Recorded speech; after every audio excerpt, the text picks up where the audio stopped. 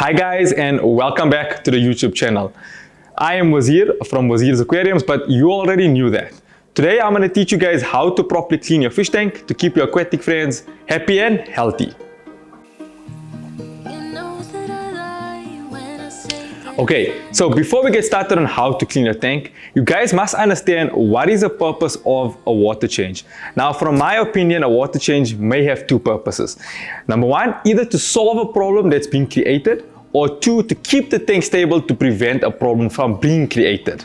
So for example, if you test your water and you have high NO2, you're going to do a water change to solve that problem, to reduce the NO2 in your tank, or you're going to do a water change to keep everything stable to prevent an NO2 spike. So it's important to understand what's your objective of a water change before you even start your water change. Okay, so before you start your water change, it's very important to make sure that you have, number one, an anti-chlorine. You do get different variations of this. For example, you get a Dero anti-chlorine, you get a Tetra Aquasafe, you get Prime from Seachem, or you get something called a Zoo AquaGuard Plus. You might have something called Seachem Stability, or Aqua Vitro Seed, for example. Or in my case, you can even use DBO and Magic Powder. Together, these type of things bind all the particles after the water change and allow your filter to suck everything up, but it also reseeds the lost bacteria. Okay, then equipment. So, a lot of guys might use a scrubber like this, where you can scrub the tank, or a little blade like this, or a scraper where you can get off that rough and or a little scraper where you might get off that tough algae, a little net to suck up or to catch debris. But the most important thing during a water change is this little device here, a gravel cleaner or a siphon pump. And make sure you obviously have your bucket. Okay, so let's get started. The first thing you need to do is make sure you unplug everything. So in our case, we're going to switch off the light. We're going to take off the canopy. We're going to unplug our air pump and our filter, as well as our heater. It's very important that you unplug the heater and do not take the heater out of your tank. The reason you're unplugging your heater is that if you drop your water level too low, you don't want it to go below a certain line in the heater and your heater will end up cracking. Okay. Now, in my case, I prefer not to use these type of tools, but rather use elbow grease and a little piece of filter matting. And the most important thing is, when starting the water change, is to take out all those ornaments. So, you're going to take out all your plants. You're going to take out all your rocks.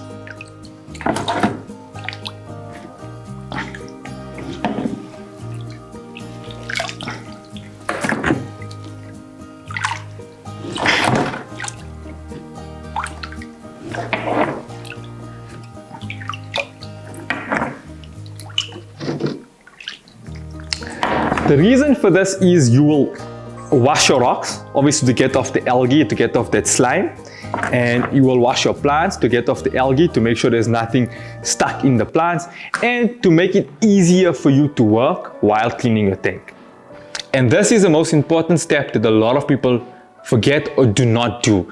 Doing a water change doesn't mean only taking out or draining out water and topping up. Doing that is not actually cleaning your tank or doing a water change. The most important thing is take this piece of filter matting or take your scrubber or your scraper and wipe the glass. You want to wipe all four panels, the front panel, the back panel, the side panels. Get all that algae off, but more importantly, get all that slime and biofilm growing on the tank. So you're going to wipe it up. Also, take note to wipe your filters, because the biofilm and algae can grow on your filters. It can grow on your heater as well. It can grow on your corner filter. Wipe that back glass.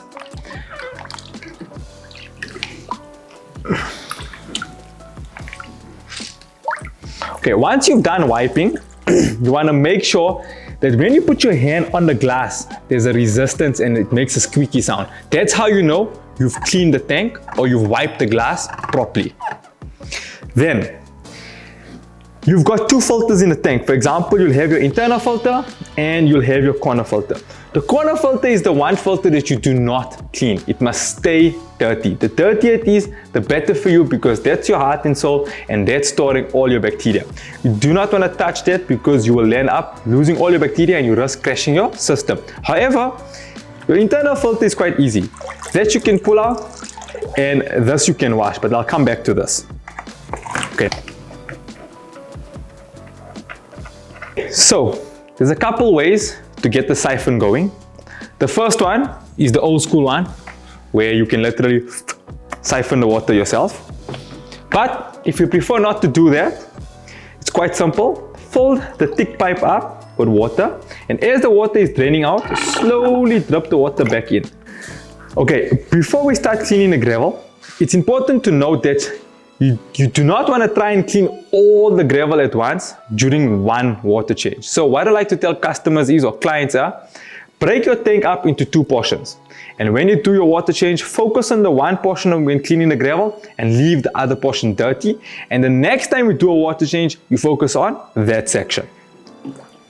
So let's go.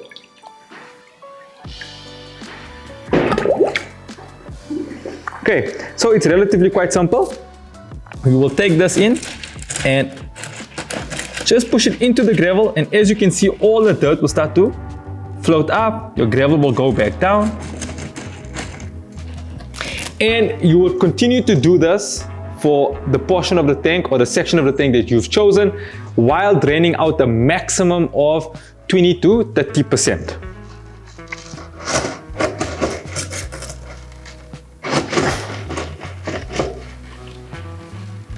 Now that you've sucked out your water,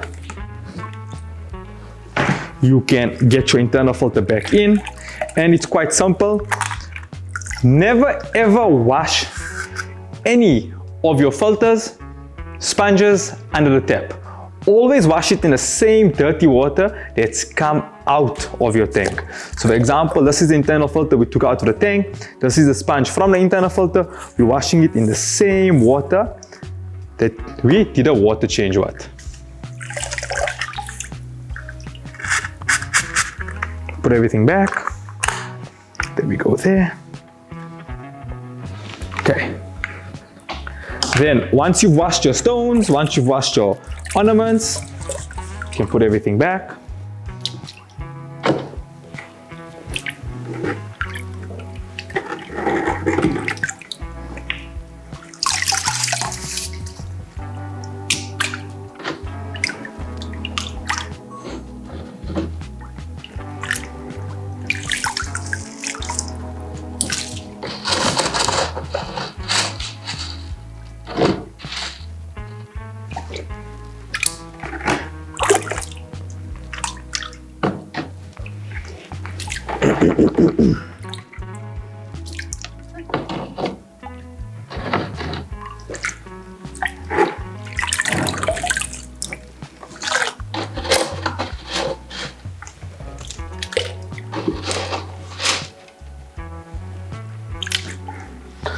Okay, and now for the most interesting part, putting water back. Always make sure that when putting water back into the tank, that the water is either lukewarm or the water matches the temperature that's in the tank.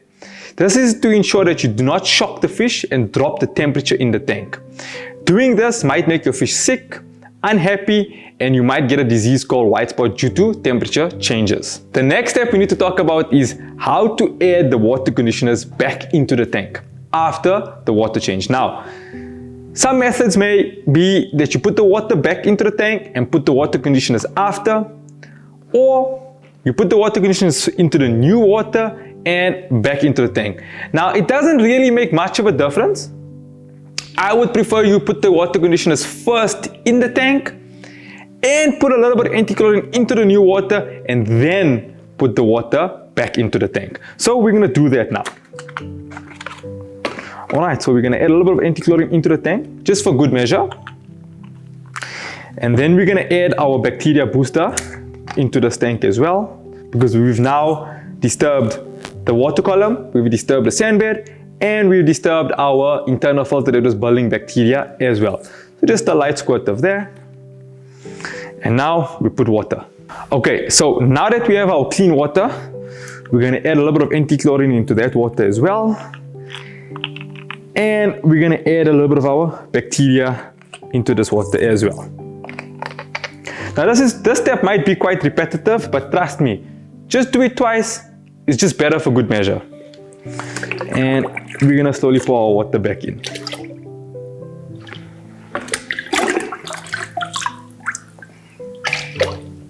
Okay, so for our final steps, make sure to plug everything back in. And there you have it, guys. Water change, simple and easy. Your tank is now squeaky clean. Your fish friends are happy and healthy. Also, one thing to remember, it's very important to do those water changes regularly and consistent to keep that ecosystem happy and healthy.